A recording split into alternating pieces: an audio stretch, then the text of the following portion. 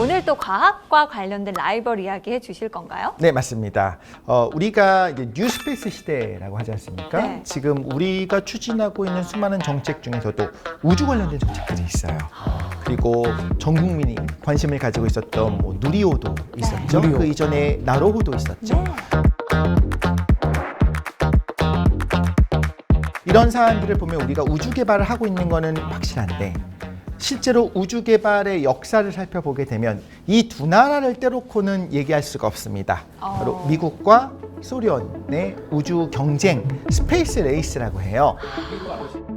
미국과 소련의 우주 경쟁, 스페이스 레이스를 알아야지만 그때 어떤 일이 일어났는지, 그리고 어떤 영향을 줬는지, 그리고 사실은 그 이면에 어떤 것들이 있었을까 알아야지만 우리도 또 대비할 수 있는 부분들이 있거든요. 그래서 한번 흥미롭게 역사의 이야기를 해볼까 합니다. 말씀 주신 것처럼 스페이스 레이스라고 하니까 굉장히 흥미진진할 것 같지 않나요? 인욱 씨? 네. 좋습니다. 과연 또 어떤 재미있는 지식하게 떠나볼지 기대를 해보면서 박수로 시작하겠습니다.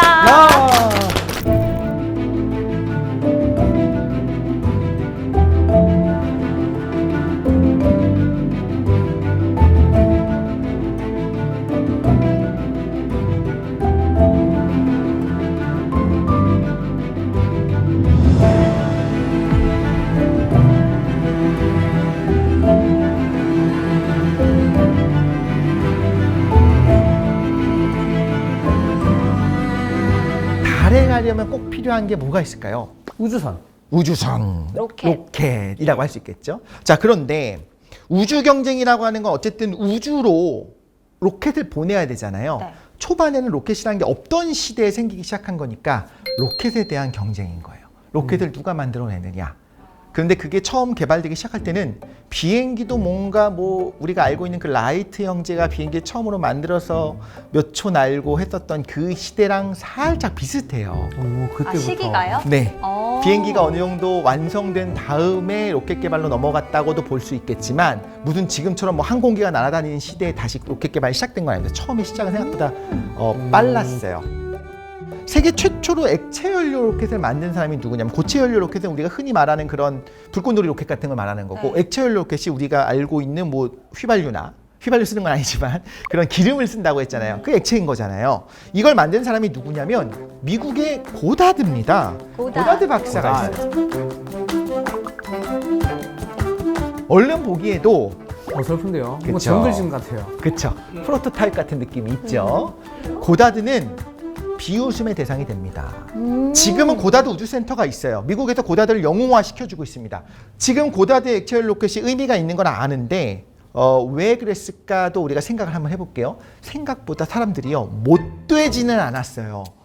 악한 마음을 가지고 사람을 뭐 이렇게 괴롭히고 싶어하는 게 아니라 고다드의 연구를 쓸모없다고 생각하고 필요 없는 연구를 한다고 생각했다는 거예요. 그냥 필요성을 못 느꼈다. 네, 맞습니다. 그걸 왜 도움 안 그럴까요? 된다. 어떤 기술이 중요해질지 아는 건 굉장히 어려운 건데 어떤 분들이 어렵냐면 기존의 기술의 끝판왕을 찍게 되면 그렇게 재미를 본 경우에는 더 다음 세대로 넘어가는 게 힘들어요. 아, 맞아요. 마치 그 필름 카메라 잘 될 때 맞습니다. 디지털 카메라로 안 넘어가려고 했던 회사처럼. 그렇죠. 1926년에 저런 모양의 어떤 그 액체 연료 로켓의 프로토타입을 만들어냅니다. 26년이에요.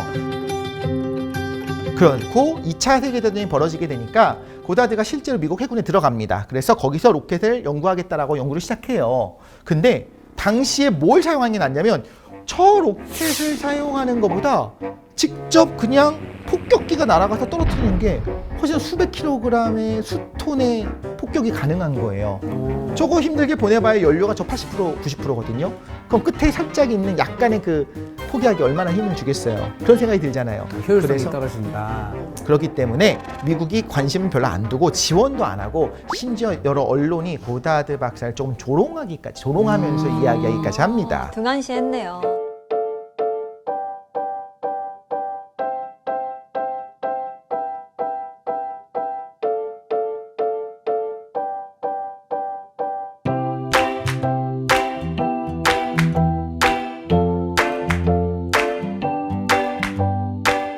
그런데 놀랍게도 저 고다드 박사의 연구를 훨씬 중요하게 여겼던 곳이 어디냐면 바로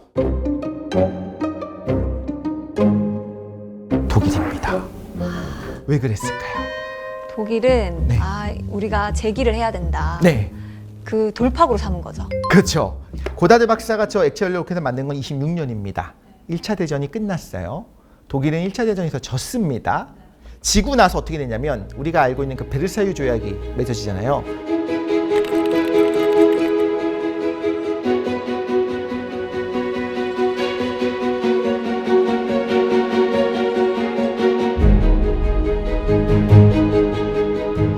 베르사유 조약은 엄청난 독일 입장에서 제약이 불공정 많아졌어. 조약입니다. 일단 천문학적인 전쟁 배상금을 내야 되고 독일의 수많은 영토들이 뺏기고 너희들이 하나가 통일이 되니까 항상 문제가 생겨. 너희들은 10만 명으로 딱 제한을 할 거고 새로운 무기 개발도 금지가 돼요. 항공기 개발을 못하게 막아버립니다. 너무 힘든 거예요. 독일 국민들 입장에서는 우리가 뭘 그렇게 잘못했다고 너무 힘들게. 이게 사실은 베르사유 조약 자체가요, 독일이 제기하지 못하게 하는 게 목표였어요. 자, 이런 상황에서 독일 사람들은 무슨 생각을 계속 하고 있냐면요, 항공기는 전력이 되면 안 된다고 했잖아요. 그럼 그렇구나, 우리가 전쟁에서 졌으니까 우리 군대 안 가질래 하지 않겠죠. 네. 억울하잖아요, 독일 입장에서는. 그런데 여기서 베르사유 조약에 뭐가 빠져 있었냐면 로켓은 빠졌었어요. 비행기는 안 된다. 비행기는 안 됩니다. 로켓은 하지 말란 말은 없었잖아. 네네네, 없었어요. 왜냐하면 신무기니까. 그럼 당연히 독일 안에서 어떤 얘기가 나올까요? 로켓 개발해야겠다, 뭔가를 해야겠다. 그래서 로켓 연구회도 만들어지고 굉장히 많은 로켓 과학자들이 이 안에서 활동하기 시작하는 겁니다. 나치 독일에서 로켓 개발에 실제로 성공을 합니다. 그건 이제 V2 로켓이라고 하는 그 탄도 미사일을 만드는데 베르너 폰 브라운이라고 하는 사람이 만들게 되는 겁니다. 폰 브라운에 대한 좀 여러 가지 얘기가 있을 수 있습니다만 정말 우주 덕후예요. 어렸을 때부터 너무너무 로켓을 만들고 싶어 했고 너무너무 달로 사람을 보내고 싶어 했고 과학 로켓을 만들고 싶었던 것도 사실인데 그 당시에 엄혹한 현실 속에서 로켓 연구를 할 수 있는 방법은 뭐밖에 없었냐면 군대에 들어가서 그 군에서 주는 로켓을 만드는 거예요. 근데 그 군이 어디 있냐면 나치 독일의 군이었던 거죠.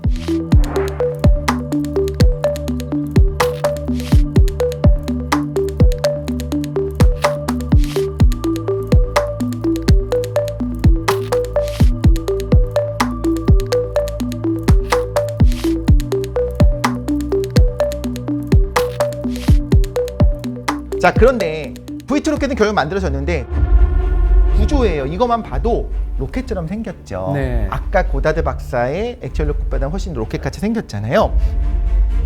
자, 로켓이라면 가져야 될 것들이 있어요. 첫 번째는 연료가 있어야 될 거고요. 네. 이거를 공기 중에서 태우는 게 아닙니다. 공기에 있는 산소를 갖고 태우는 것이 아니라 산화제가 있어야 돼요. 보통은 액체 산소를 쓰거나 아니면 과산화수소를 사용해서 산소를 어쨌든 간에 뿜어냅니다. 그러면서 내부에 산화시킬 수 있는 것까지 있어요. 그럼 그 두 개를 섞어주면 무슨 일이 벌어지냐면 폭발적으로 분사를 해요. 근데 그게 어디서 일어나냐면요, 보면요, 연소실이 있어요. 여기서 공급을 해줍니다. 연료 공급하고 산소 공급해요. 그럼 여기서 엄청나게 강하게 화염이 막 생겨요. 그 화염이 뒤로 밀잖아요. 그러니까 로켓이 앞으로 날아가는 거예요. 그렇죠. 똥꼬로 나와야 밀어 그쵸. 나와요. 맞습니다. 그래서 은꼬로 나오면 이제 앞으로 올라가게 돼요. 작용 반작용 법칙인데 여기서 놓치면 안 되는 게 하나가 있어요. 우리가 영화를 보면요, 로켓이 날아갈 때나 어떤 우주선이 날아갈 때 뒤에 불이 슝 하고 나오면서 이렇게 움직이잖아요. 네. 그러면 안 돼요. 엄청난 속도로 연소가 일어나, 거의 폭발적으로 연소가 일어나야 되거든요. 그럼 이 생각을 해볼게요. 연소실에서 연소가 일어나는데 그래서 조용히 우리 가스레인지 불타는 것처럼 타고 있는 게 아니라 폭발적인 소음과 진동이 나면서 터지고 있는 거예요. 그럼 뭐가 중요하냐면 폭발이 뒤로만 갈까요? 앞쪽. 연소실 전체를 모든 방향으로. 밀겠죠. 네. 그러면 너무나 강하게 폭발하면요, 산소랑 이 연료를 반대로 밀어버리는 거예요. 나오다 꺼져요. 아이러니하게도. 산소와 연료가 있어야 터지는데 산소와 연료가 나오다가 얘가 뻥 하고 터지는 것처럼 자기가 뒤로 밀려 들어가는 겁니다. 그래서 우리가 생각한 것보다 훨씬 더 강한 펌프로 밀어줘야 돼요. 이 안에서 막 화염이 뿜어져 나온 것보다 더 센 압력으로 위에서 꾹꾹꾹꾹 계속 엄청나게 공급해줘야 되거든요. 그래서 항상 펌프가 들어가요. 그 펌프도 있었어요. 제가 말씀드리고 싶은 건 뭐냐면 현대의 로켓이라면 가지고 있어야 되는 모든 것들을 다 가지고 있었습니다. 그리고 저기 있는 그 터보 펌프부터 시작해서 연료통이 있을 거죠. 그 산화제 탱크가 있을 거죠. 펌프가 있을 거죠. 그 제어 장치가 있을 거죠. 이 모든 것들이 우리가 지금 누리호 구조를 봐도 있는 거랑 똑같아요. 다단만 아닌 거지 저거는 완성된 로켓인 겁니다. 템이 다 있네요. 그쵸, 저걸 이미 로켓 만들어낸 기술이 거예요. 너무 신기하다. 엄청 앞서 있었네요. 엄청 앞서 있었습니다. 이게 가능했던 이유는 역시 독일은 기술이 좋아라기보다는 독일 제품 최고. 그렇죠.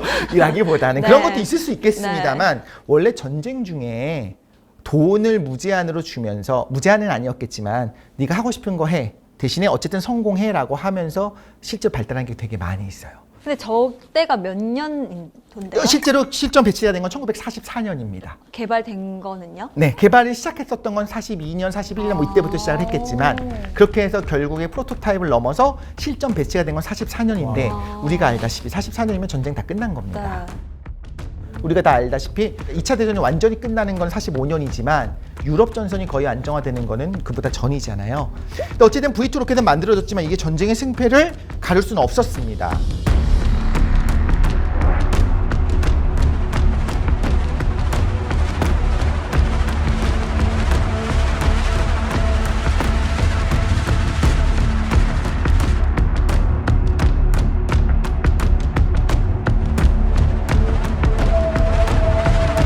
중요한 건 뭐냐면 이때 V2 로켓이라는 게 있다는 걸 알았고 이걸 미국과 소련이 눈여겨봤어요. 저거 뭐야?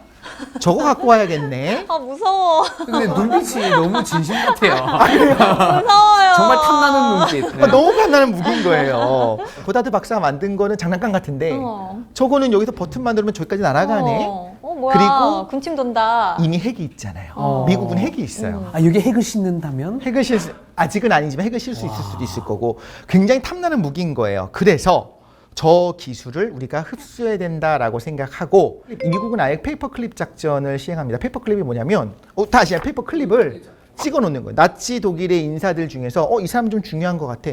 미국에 데리고 오고 싶어. 그럼 거기다가 우리가 형광펜 밑줄 긋듯이 클립 찍어 놓는 거예요. 표시를 해놓은. 그 사람들은 전부 다 미국으로 데리고 가는 겁니다. 그러면 폰 브라운도 폰 브라운은 선택의 기회가 있었어요.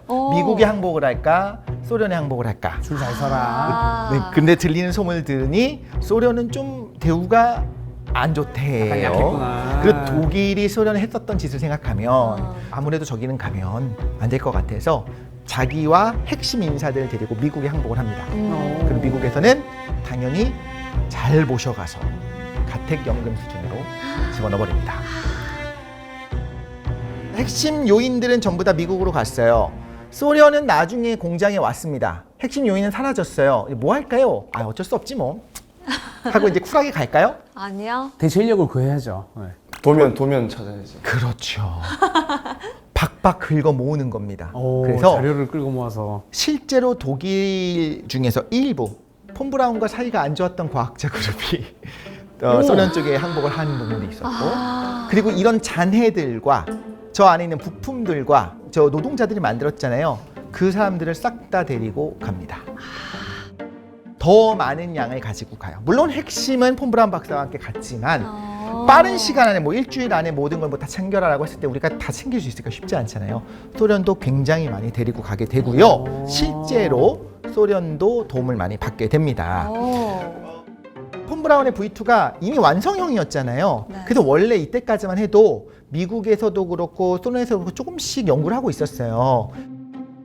소련 입장에서는 치올콥스키가 이미 로켓의 아버지로서 이론을 세워놨기 때문에 그 후배들이 좀 공부하고 있는 건 있었습니다. 그러니까 훨씬 더 약간의 가이드만 주게 되면 독일 과학자들이 기술자들이 조금만 가이드만 해주면 훅 성장할 수 있는 거였고 미국은요 이미 시작되고는 있었지만 갑자기 25년, 30년 앞선 기술을 가지고 있는 과학자가 망명을 했잖아요. 끝난 겁니다. 아니 근데 독일은 남 좋은 일만 시켰네요. 실컷 다 개발해가지고 미국 그쵸. 도움 주고 소련 도움 주고. 그렇죠. 근데 네. 그래서 다행이죠. 네, 본인들이 맞습니다. 정말 썼으면 안 됐을 것 같기도 한데.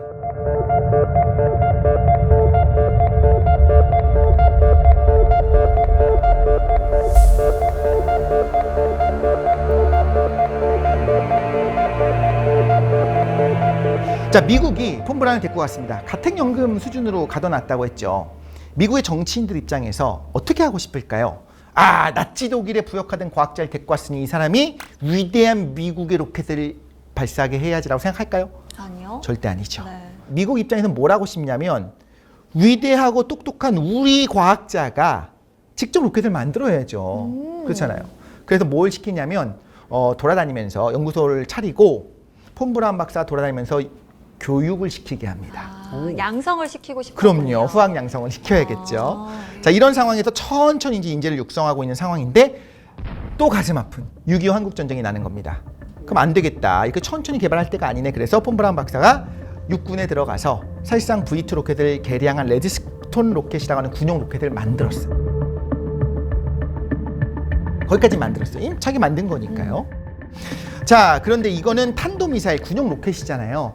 군용 로켓으로 우주 개발을 위한 로켓이다라고 하기가 조금 민망하잖아요. 요건 우리 투트랙으로 가자. 미국 입장에서 어떻게 했냐면 평화로운 우주 개발을 위해서 과학 로켓을 우리가 만들 거다라고 이제 여유롭게 만들겠다고 선언을 합니다. 55년이 됐습니다. 지구 궤도에 이제 소형 위성을 하나 올리는 거 로켓 우리가 만들 겁니다라고 57년에 발사하겠습니다라고 선언을 해버려요. 미국에서요? 네, 2년 남았습니다.